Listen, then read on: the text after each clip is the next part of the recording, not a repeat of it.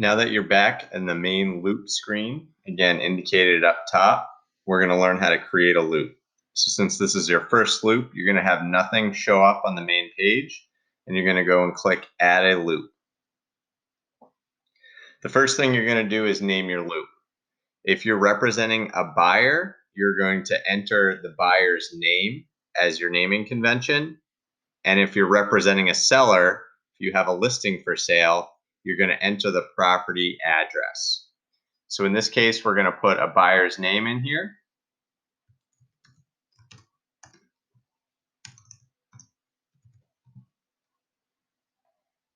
And we're going to click continue.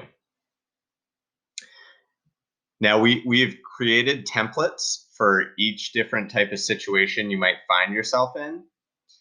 The four main ones being a listing, where you're representing a seller, a buying loop, where you're representing a buyer, a listing lease loop, where you're representing a landlord for a rental, and a leasing loop, where you're representing a tenant.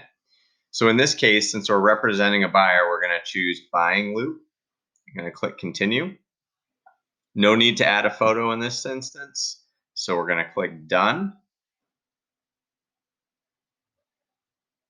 And now this is our main loop screen. So we're going to go back to my loops, and you'll see that new loop there. The initial screen is going to show you some main characteristics of the loop. Again, it's a purchase. We're going to have a status bar. So anytime you have a status change in the loop, you're going to update this. So if you click the drop-down menu, you have a bunch of different options. You have pre-offer, under contract, withdrawn, sold, or terminated. So in this case, since we're just starting to represent the buyer, we're going to click pre-offer. Again, this can be updated at any time. And then when you actually have a sale or you have something under agreement, you're able to enter the sale price and then a closing date, all from this main screen without even entering the loop. Since we don't have a sale price yet or a closing date, we're going to leave those blank, and we're going to click on the loop. So this brings you into the loop.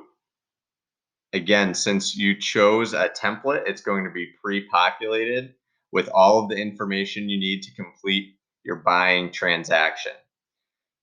So the most important thing you want to look at right off the bat, and you'll see this in every single loop, is your training guide.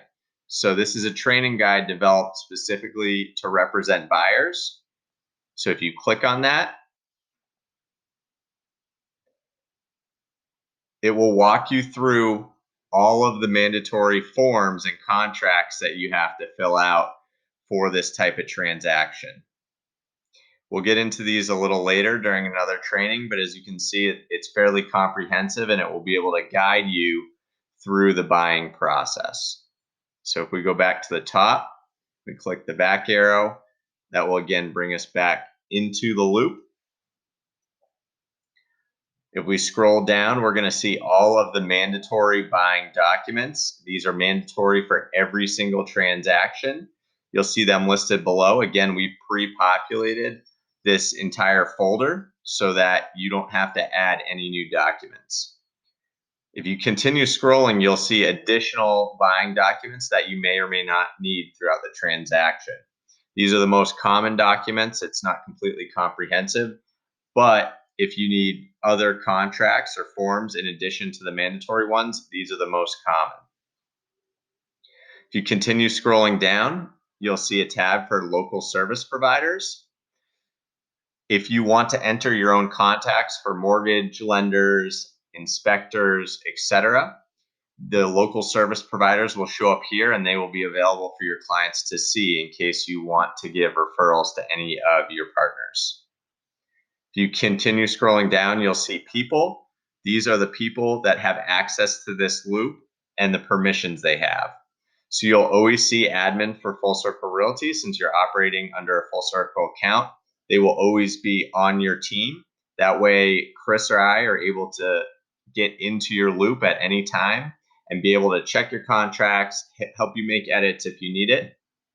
And then you're going to have access to all of your loops as well. So this is you, a little Game of Thrones action here, Jon Snow. You're always going to have access to your own loops. And as you add people, you click here, they will become available as well. So to add people, all you're going to need to do is put in their name, their email address, and assign them a role. So generally, you're going to assign your buyer a role. Since this is a buying loop, you're going to want to put their information in right away. And then anybody else who has access to the loop. Typically, you're going to have the listing agent, potentially loan officers, attorneys. You don't have to add anybody else to the loop, but it will give them access to certain forms if they need it. Only add members to your team if you want them to have full access to your loop. So generally, you're not going to want to add other members to your team because you're going to want to restrict access in some instances. So once you enter in information, you'd click add a person, and that additional individual will show up here and it will show the access that they have. If you continue scrolling down, you're going to find a task list. This isn't mandatory to submit your loops for approval, but we found it to be pretty handy for people if they want to look at specific steps in the buying process. You won't go through every single one of these for each transaction, but it gives you a comprehensive list of things that you should look for. So again, you don't need to update this on the right-hand side with due dates for your actual loop submission when you need to submit it to Chris or I for approval.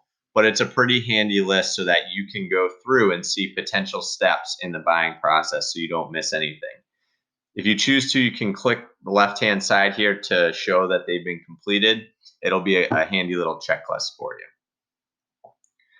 Scrolling back to the top here, if you have a buyer that submits multiple loops or multiple offers, I should say, you can have that populated all within one loop. And so what you can always do is you can rename your folder. So if you want to rename this folder, you can go to the right, you can click rename, and you can put the name of the address for the offer. So we'll put 324 D Street. And this folder now becomes your folder for that particular offer. If you need to make an additional offer on a new property, say this one doesn't work out, you're going to want to click add a folder.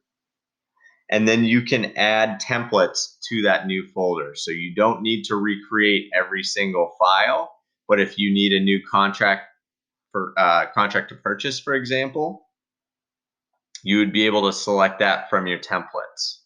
It would be under your buying documents. If you click to the left there, and then you would scroll down and you'd be able to find your contract to purchase. You would copy it. That would import right to your loop. Click OK. And now you see that you have this whole new folder. You'd want to rename that folder with your new address. So this can be 123 T Street. This way, you don't have to create a new loop for every single offer. You're able to keep it one loop for your client no matter how many offers they submit.